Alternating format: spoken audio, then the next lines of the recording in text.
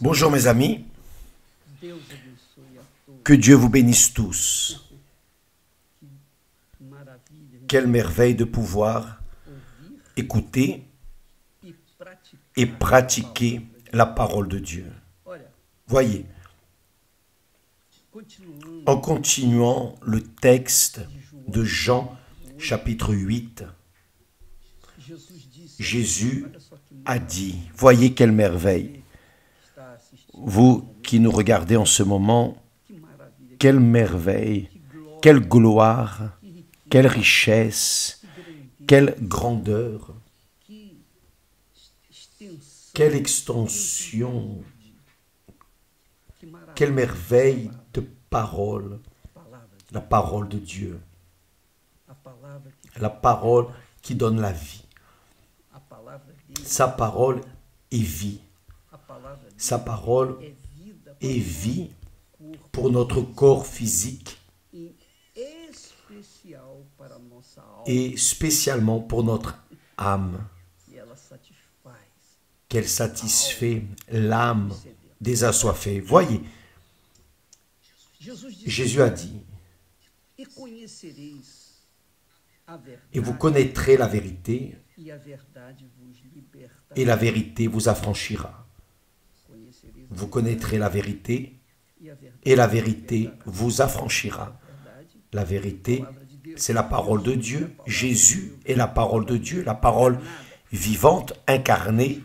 Le Saint-Esprit est la parole vivante qu'il y a en ceux qui sont assoiffés de justice. Voyez, vous connaîtrez la vérité et la vérité vous affranchira. Il parlait aux Juifs, les Juifs qui étaient fixés dans les lois de Moïse, mais qui ne les accomplissaient pas. Ils avaient la loi de Moïse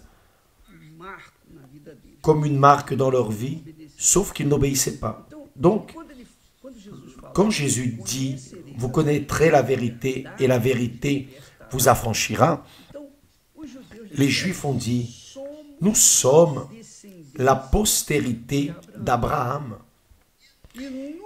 et nous ne fûmes jamais esclaves de personne. Nous ne fûmes jamais esclaves de personne. Comment dis-tu, vous deviendrez libres » Ils savaient que les Juifs avaient été esclaves en Égypte, 430 années esclaves en Égypte. Comment n'ont-ils jamais été esclaves? Ils étaient déjà esclaves, ils sont sortis de l'esclavage de l'Égypte et ils disent à Jésus, nous n'avons jamais été esclaves de personne, mais ils ont été esclaves, ils étaient esclaves du Pharaon, ils étaient esclaves. Et Jésus leur a répondu, en vérité, Jésus n'a pas voulu discuter, il n'a pas voulu parler à ces personnes ignorantes. Les personnes ignorantes sont aveugles, elles n'arrivent pas à voir, à comprendre la parole de Dieu, les choses de Dieu, parce que les choses de Dieu se discernent spirituellement. Et quand la personne vit dans la chair, elle est aveugle, elle est sourde, elle est muette, elle est ignorante. Il n'y a aucun doute. Voyez, en continuant le texte. Vous connaîtrez la vérité vous affranchira. Ils se sont levés, ils ont dit non, nous sommes de la postérité d'Abraham et nous ne fûmes jamais esclaves de personne. Comment dis-tu, vous deviendrez libres? Alors Jésus a répondu, en vérité, je vous le dis, quiconque se livre au péché est esclave du péché, c'est-à-dire sert le péché. Par exemple, vous voyez beaucoup de personnes perdues dans les drogues, dans les vices, la boisson. Vous avez vu beaucoup de personnes perdues en toutes sortes de péchés. Donc, Et les personnes qui vivent dans le péché savent qu'elles sont dans le péché, elles le savent.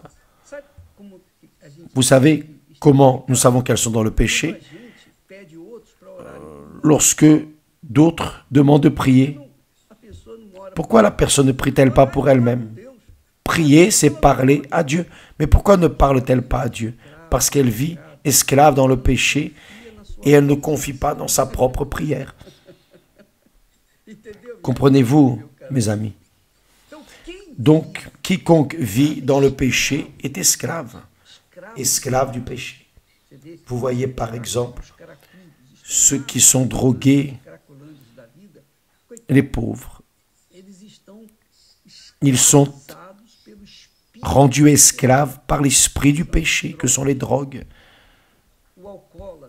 L'alcoolique est rendu esclave par l'esprit de l'alcool, l'esprit du diable qui mène les personnes à rester dépendantes de l'alcool. Et pas seulement de l'alcool, des drogues, mais dans la dépendance du sexe, de la pornographie, la dépendance de tout ce qui est sale, la pédophilie. Combien d'adultes sont esclaves des enfants, c'est-à-dire de se satisfaire elles-mêmes en utilisant des enfants et en marquant les enfants et en tamponnant les enfants pour l'enfer de ce monde. Parce que l'enfant abusé, dans l'enfance, cela va marquer sa vie pour le reste de sa vie, à moins qu'elle ne soit délivrée par le Seigneur Jésus, délivrée, libérée par la parole de Dieu. Si elles ne le sont pas, elles vont souffrir les conséquences le reste de leur vie. Et c'est ce que nous voyons là, dans le monde entier, incliné devant les pédophiles. C'est la réalité. Ils veulent faire des lois pour minimiser ces problèmes. Minimiser comment? En faisant que les enfants n'aient pas le droit de se défendre.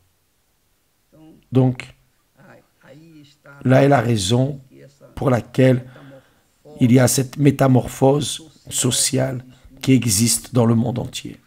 Mais, esclave du péché, c'est esclave du péché. Péché est péché. Le péché est un maître. Saviez-vous cela? Le péché est maître de ses serviteurs, de ses esclaves. Et il y a plus d'esclaves du péché que de serviteurs de la justice de Dieu. Donc, il y a, disons, une énormité de personnes qui sont servantes, esclaves du péché, et qui savent qu'elles sont esclaves. Elles savent qu'elles sont esclaves. Elles savent qu'elles vivent dans le péché. Elles savent aussi, elles ont conscience qu'en mourant, elles vont directement en enfer, parce qu'elles vivent dans le péché. Elles sont esclaves du péché. Elles vont en enfer où est le Seigneur du péché. Donc Jésus dit, en vérité, je vous le dis. Il n'avait pas besoin de dire en vérité deux fois. Quand il dit en vérité, il affirme et confirme et attire l'attention à la vérité qu'il allait prononcer. En vérité, je vous le dis, quiconque se livre au péché est esclave du péché. Esclave du péché. Esclave du péché. Et cela, c'est ce qui fait la différence entre les appelés et les élus. Beaucoup sont appelés. Dieu en appelle beaucoup. Il appelle tous. Mais à cause ou parce qu'ils aiment le Seigneur du péché, ils restent accrochés, prisonniers du péché. Mais peu sont élus. Les élus sont ceux qui n'acceptent pas de vivre sous la domination du péché, le fouet du péché, parce que le Seigneur du péché punit la personne. Il est cruel, mauvais, perverse. Il utilise le pécheur, il l'utilise. Le Seigneur du péché utilise le pécheur avec tant de colère, de rage, et après, lorsqu'il ne sert plus à rien, il le jette. Et c'est pour cela que vous voyez tant de personnes voulant se tuer, parce qu'elles ne supportent plus la souffrance qu'elles vivent, y compris demain d'ailleurs. Si vous êtes l'une de ces personnes rendues esclaves par le péché, si vous êtes l'une d'elles, si vous voulez vous délivrer demain, toute la journée, nous aurons la rupture de la malédiction ajoutée à la prière, à la délivrance des personnes qui ont été victimes de la dépression. La dépression, c'est quoi? C'est le vide de l'âme. C'est le vide de l'âme. L'âme sent la douleur. Et c'est pour cela que la personne gémit. Elle gémit, et personne ne comprend ces gémissements. Mais si vous voulez être délivré de ce maudit Seigneur du péché, demain, dans toutes les églises universelles, peut-être que vous dites, évêque, je ne peux pas attendre demain, je ne peux pas y aller aujourd'hui. Vous pouvez y aller aujourd'hui, toute la journée, l'église est ouverte. L'église universelle est comme les urgences. Elle est ouverte quotidiennement, de lundi à lundi, janvier à janvier, toute la journée, n'importe quelle heure de la journée. Vous pouvez chercher une personne à l'église universelle, vous serez reçu. Et vous n'avez rien à payer, absolument rien, ni le parking. Vous pouvez y aller comme vous êtes. Peu importe le degré d'esclavage que vous vivez. Le Seigneur qui délivre, le Seigneur Jésus, a les bras grands ouverts, vous attendant, n'importe quelle église universelle. Peu importe l'endroit de cette planète, là où il y a une église universelle, vous pouvez y aller. Donc Jésus dit, seule la vérité délivre, le mensonge ne délivre pas. Le mensonge ne délivre pas, parce que le mensonge est un outil de l'enfer. C'est l'outil le plus utilisé de l'enfer, c'est le mensonge. Par exemple, le diable utilise, tous sont enfants de Dieu, à la fin de tout, Dieu est amour, à la fin des choses, il sauvera tout le monde. Les personnes pensent, elles sont ignorantes. L'ignorance, la cécité empêche de voir la parole de Dieu. Et c'est pour cela qu'elles disent, tous sont enfants de Dieu. Pour être enfant de Dieu, vous devez naître de Dieu. Si vous ne naissez pas de Dieu, vous continuez à vivre dans le péché. Vous êtes enfant du péché, enfant de la chair. Vous êtes pécheur et évidemment, vous n'êtes pas libre. Donc il dit, Jésus a dit, en vérité, je vous le dis, le répliqua Jésus, quiconque se livre au péché, quiconque, il n'y a pas d'exception, roi, reine, pauvre, riche, quelle que soit la personne qui commet le péché, elle est esclave du péché. Et il dit, or, l'esclave ne demeure pas toujours dans la maison. Le fils y demeure toujours. L'esclave, lorsque son seigneur meurt, l'esclave peut partir, il peut s'en aller, parce qu'il n'a plus son seigneur. Mais le fils reste pour toujours. Le fils devient l'héritier lorsque son seigneur... C'est pour cela que nous sommes héritiers de Dieu. L'enfant reste pour toujours. Si donc, le Fils, Jésus, vous affranchit, vous serez réellement libre. J'ai été libéré. J'ai été libéré de toutes mes douleurs. C'est pour cela que nous menons les personnes, aux personnes ce que Dieu nous a donné. Je veux que vous receviez ce qu'il m'a donné, juste cela. Au minimum. Au minimum. Et là, Jésus continue à parler à ces Juifs. Je sais que vous êtes la postérité d'Abraham. Abraham était le père de la foi. Je sais que vous êtes la postérité d'Abraham, mais vous cherchez à me faire mourir parce que ma parole ne pénètre pas en vous. Quelle merveille de révélation, n'est-ce pas? Ma parole ne pénètre pas en vous.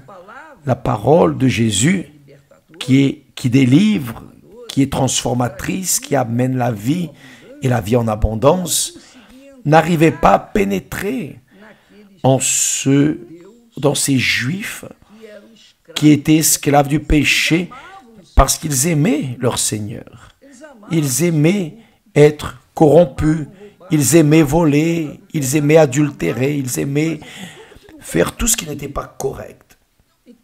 Alors, comment le Seigneur Jésus, pourrait-il délivrer une personne qui aime être esclave du péché?